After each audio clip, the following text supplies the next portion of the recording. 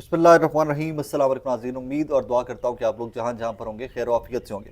Nine finally Pakistan के national hero जनाब अरशद नदीम साहब रात को टर्किश एयरलाइन की फ़्लाइट से पाकिस्तान पहुँच चुके हैं। और सबसे पहले तो उनकी फ़्लाइट को वाटर कैनन से सलामी दी गई एयरपोर्ट के ऊपर। जब वो लैंड किए, जब उनका तैयारा आ रहा था वापस, तो उनको वाटर कैनन की सलामी दी गई एट दैट टाइम। बहुत अच्छी बात है, मैक्सिमम करना चाहिए था अरशद नदीम के लिए जो हम कर सकते थे।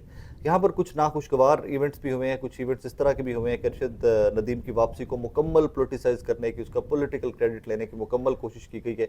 और ये वही पॉइंट था जिसके ऊपर हम बार बार बात करते आए थे कि जनाब ये हरकत मत कीजिएगा, ये हरकत मत कीजिएगा। वो पाकिस्तान का हीरो है, उसको सिर्फ PMLN का या PTI का या जमात इस्लामी का या पीपल्स पार्टी का हीरो मत बनाइएगा। और वैसी ही हरकत व सकनात रात को हुई हैं कि जनाब उसको सिर्फ PMLN का और एक सियासी जमात का, हुक्मरान जमात का हीरो बनाने की कोशिश की गई है, वो पोर्ट्रे करने की कोशिश की गई है। व्हाट हैपेंड इज़ कि चंद रात के बड़े वाक़यात जो है मैं आपके सामने रिपोर्ट कर देता हूँ। सबसे पहले तो एक अरशद नदीम साहब के दोस्त हैं, वो आए हुए थे और उस दोस्त की गुफ्तगू क्या थी वो ज़रा सुन लीजिए। वो आगा सरवर हमारे एक रिपोर्टर हैं, डिजिटल मीडिया के रिपोर्टर हैं। तो उन्होंने उनसे बात करते हुए कहा कि आपके जो दोस्त हैं अरशद नदीम साहब, इनको जावलिन थ्रो वाला कोई मसला आया था और उसके लिए पैसे नहीं थे। उन्होंने कहा जी हाँ बिल्कुल वो मसला आया था, हुकूमत पैसे नहीं दे रही थी। फिर अरशद वापडा के पास गया, वापडा ने मदद की तो उन्होंने अपनी जावलिन खरीदी थी। ये क्लिप सुनिएगा, इस क्लिप के बाद क्या हुआ है वो इंटरेस्टिंग बात है और वो ज़्यादा शर्मिंदगी की बात है। I am sorry to say that, बहुत घटिया बात है।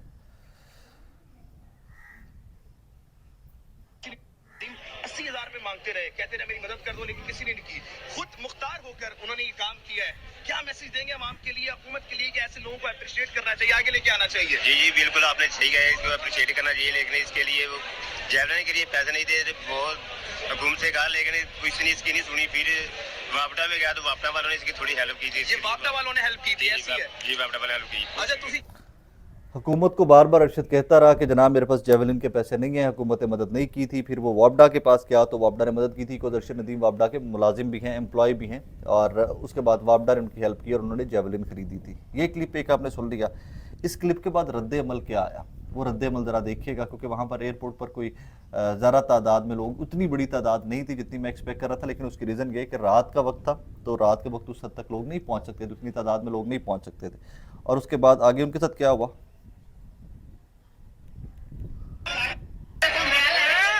क्या कर रहे हो? क्या पिछली बार भी यही रफड़ में आया सी। अर्शद नदीम के दोस्त ने उन पे हमला किया है। नून लीग के लोगों ने अर्शद नदीम के दोस्त पे हमला किया है जनाब। आपको मारा भी है भाई? ये वही साहब जिन्होंने कहा कि जी हुकूमत से बार बार अरशद नदीम मांगते रहे कि जावलिन दे दो, जावलिन दे दो, जावलिन नहीं दी गई। तो वापडा जो है फिर उन्होंने जाकर उसको स्पॉन्सर किया, उन्होंने पैसे दिए और जावलिन आई। आगा सरवर से ये बात की है उन्होंने। उसके बाद इस वीडियो के मुताबिक जो मेरे पास रिकॉर्डेड है, जो आगा सरवर साहब की और उनके दोस्त जो हैं अरशद नदीम के, वो क्लेमेंट हैं कि उनके ऊपर नून लीग के वर्कर्स ने हमला कर दिया था कि तुम हुकूमत का क्यों नहीं बता रहे कि हुकूमत ने ये किया था, तुम कहो हुकूमत ने ये किया था, इस तरह का मामला। और इस तरह के बहुत सारे इवेंट्स वहाँ पे होते रहे। एक और इवेंट वहाँ पे जो अफसोस अजीब सी बात है कि रात को जो डबल डेकर बस थी जिसका शोर मचा हुआ था, एहसन इकबाल साहब थे, राना मशहूद साहब थे, ख्वाजा साद रफ़ीक साहब थे, शिजा साहिबा थी, अज़मा बुखारी साहिबा थी, फैसल खोकर साहब थे, पंजाब गवर्नमेंट और फेडरल गवर्नमेंट दोनों के नुमाइंदे एयरपोर्ट पर मौजूद थे। तो वो जो डबल डेकर बस, इसका एक शोर हम सुनते आ रहे थे कि जनाब डबल डेकर बस है, वो रिसीव करेगी, फिर वो लाहौर में लेकर घूमेगी एंड ऑल दैट। वो डबल डेकर बस जो है, अब उसके ऊपर रात को एक तरफ फैसल खोकर साहब जो स्पोर्ट्स मिनिस्टर हैं, प्रोविंशियल स्पोर्ट्स मिनिस्टर हैं, उनकी फ़ोटो लगी हुई थी, एक तरफ मरीम नवाज़ साहिबा की फ़ोटो लगी हुई थी। और लोग इसका मुवाजना सिर्फ एक चीज़ के साथ कर रहे हैं और वो चीज़ है हिंदुस्तान में जब वो लोग वापस आए थे, उनके स्टार्स, उनके क्रिकेटर्स अभी रिसेंटली वापस आए थे चैम्पियंस 2024 बन के, तो उनका इस्तकबाल जो किया गया था उस बस के ऊपर, डबल डेकर बस के ऊपर किसी भी पॉलिटिशियन की फ़ोटो नहीं थी, किसी भी हुकूमत की फ़ोटो नहीं थी। उसके ऊपर सिर्फ उनके कोचेज़ की और स्टार्स जो थे, क्रिकेट स्टार्स जो थे, उनकी फ़ोटोज़ थी एंड दैट इज़ इट। पता नहीं सानू क्रेडिट लैंड दा, सानू ही पोलिटिसाइज करन दा क्यों इन्ना शौक है कि हर चीज़ दे विच असीं सियासत को वाड़ दिन्ने, हर चीज़ दे विच असीं सियासत वाड़ दिन्ने। मतलब राना मशहूद साहब की गुफ्तगू अभी रात की सुन लीजिए, वो रात को बात कर रहे थे एयरपोर्ट के ऊपर और यहाँ पर भी कंपैरिजन ले आए। एक और आगे चलकर इमरान खान साहब के बारे में नारे भी लगे हैं कुछ वहाँ पर एयरपोर्ट के ऊपर रात को।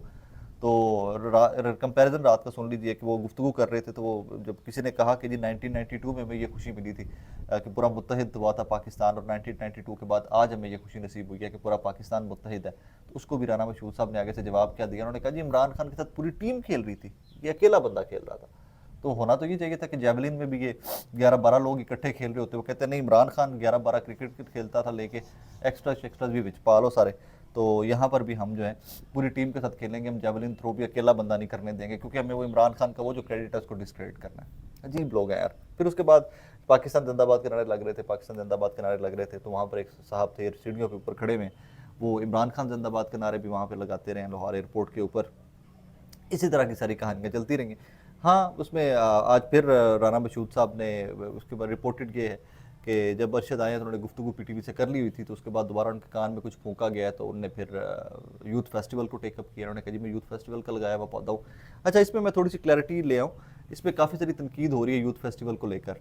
वो मामलात वैसे नहीं है जैसे वी ऑल अंडरस्टैंड। इसमें मेरे नज़र से रात को एक और वीडियो गुजरी पहले की भी। शहबाज शरीफ साहब वहाँ बैठे हुए, टेडेक्स टॉक टाइप एक इवेंट है वहाँ पर, शहबाज शरीफ साहब वो माइक शेक लगा कर बैठे हुए, तो वहाँ पर भी काफ़ी नौजवान और स्पोर्ट्समैन काफ़ी लोग मौजूद हैं। तो वहाँ पर भी अरशद नदीम ने शहबाज शरीफ साहब के सामने खड़े होकर भी इस चीज़ का एतराफ़ किया हुआ है कि जनाब मैं पौधा यूथ फेस्टिवल का हूँ जो आप लोगों ने स्टार्ट करवाया था। कोई बुराई नहीं है इसमें। इसमें है मतलब यूथ फेस्टिवल का कोई पौधा है कोई नहीं है, फेयर इनफ। इस पर मुफ्त का क्रिटिसिज्म भी हमें नहीं ना करना चाहिए। जो किसी इवेंट में से एक बंदा निकला, एथलीट निकला, इट्स फेयर इनफ। और बाकी इट्स वेरी गुड। एक पोलिटिसाइज्ड मैटर, एक इतना बड़ा इवेंट जो था उसको भी क्रेडिट के चक्कर में इधरों खींच के चक्कर में हमने बड़ा गर्क कर दिया। बहरहाल अरशद, प्रेज फॉर यू। अल्लाह पाक आपको बहुत खुश रखे, मज़ीद तरक्कियाँ दे, आप मज़ीद गोल्ड पाकिस्तान के लिए, अपनी कौम के लिए लाते रहे, और हमें थोड़ा सा शऊर दे कि हम इस इतने बड़े इवेंट को हैंडल ज़रा बेहतर तरीके से कर लिया करें। यही मैं बार बार कल से भी कह रहा था कि पॉलिटिकल मत कीजिएगा, इसको पॉलिटिसाइज मत कीजिएगा। ये पॉलिटिकल कॉज नहीं है, ये एक ऐसा इवेंट है, ये एक ऐसा दिन है कि पूरी की पूरी कौम इकट्ठी है, इसको इकट्ठी रहने दीजिएगा। किस हद तक छोड़ा, किस हद तक नहीं छोड़ा, आप लोग जानते हैं। अपना ख्याल रखिएगा। अल्लाह हाफिज़।